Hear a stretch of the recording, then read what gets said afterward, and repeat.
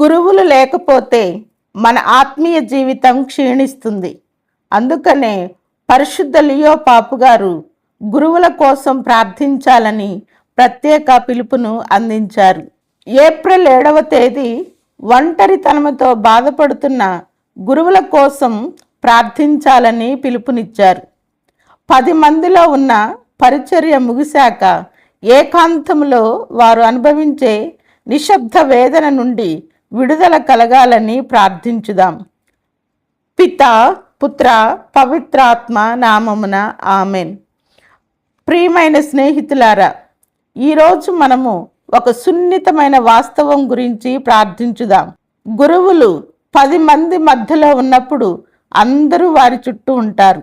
కానీ సమయం ముగిశాక, ఆ విచారణ గదిలోకి వెళ్ళాక వారికి మిగిలేది నిశ్శబ్దమే. కుటుంబం లేక, కష్టసుఖాలు పంచుకోవడానికి సరి అయిన స్నేహితులు లేక ఎందరో గురువులు ఒంటరితనం అనే చీకటిలో మగ్గుతున్నారు. అందుకే ఈరోజు మనం మన ప్రార్థనా ఉద్దేశంగా ఒంటరితనముతో కుంగిపోతున్న గురువుల ఆత్మీయ తోడు కోసం ప్రార్థించుదాం. మత్తయి శుభవార్త 28వ అధ్యాయం 20వ వచనం.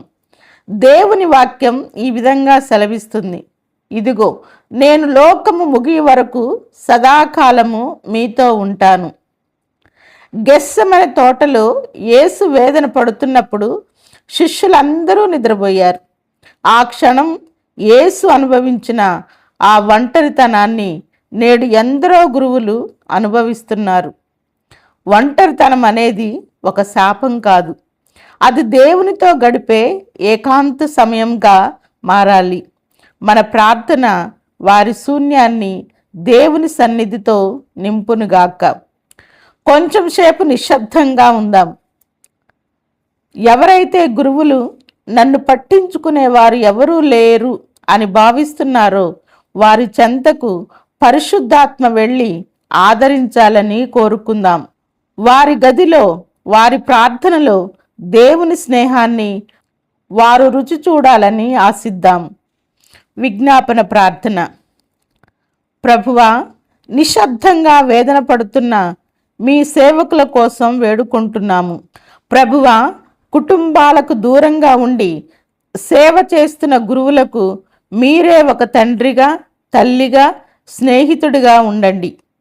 వారు ఒంటరిగా ఉన్నప్పుడు సాతాను శోధనలు వారిని తాకకుండా మీ రెక్కల నీడలో దాచండి. విశ్వాసులమైన మేము కూడా మా గురువుల యోగక్షేమాలు కనీసం ఒక ఫోన్ కాల్ ద్వారా అయినా అడిగి తెలుసుకునే మంచి మనసును మాకు ప్రసాదించండి. వారి హృదయాల్లో ఉన్న వెలితిని మీ ప్రేమతో నింపండి. నిశ్శబ్దంగా మీ విచారణ గురువు పేరు తలంచుకొని ఆయన కోసం ప్రత్యేకంగా ప్రార్థించాలని, ఆయనకు దేవుని తోడు ఉండాలని ప్రత్యేకంగా దేవుని సన్నిధిలో వేడుకుందాం. ఈ చిన్న ప్రార్థనను మీ బలమైన నామమున అడిగి వేడుకొనుచున్నాము తండ్రి, ఆమెన్. దేవవర ప్రసాదం చేత నిండిన మరియమ్మ వందనము. ఏలిన వారు మీతో ఉన్నారు, స్త్రీలలో ఆశీర్వదింపబడిన వారు మీరే. మీ గర్భఫలముకు యేసు ఆశీర్వదింపబడిన వారగునే. పరిశుద్ధ మరియమ్మ, సర్వేశ్వరుని యొక్క మాత, పాపాత్ములమైనడు మా కొరకు ఇప్పుడును మా మరణ సమయమందును ప్రార్థించండి, ఆమెన్. పిత, పుత్ర, పవిత్రాత్మ నామమున ఆమెన్. ప్రియమైన స్నేహితులారా, ఈరోజు మీరు చేసిన ప్రార్థన ఒక గురువుకు నేను ఒంటరిని కాను, నా కోసం ప్రార్థించే ఒక కుటుంబం ఉంది అనే నమ్మకాన్ని ఇస్తుంది.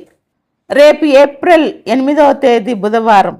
రేపు మనం అత్యంత విలువైన అంశం గురువులకు దేవునితో ఉన్న సంబంధం బలపడాలి అనే విషయంపై ప్రార్థించుదాం. రండి, గురువుల కోసం మళ్ళీ రేపటి దినాన కలిసి ప్రార్థించుదాం. దేవుడు మిమ్మల్ని దీవించునుగాక. ఆమెన్.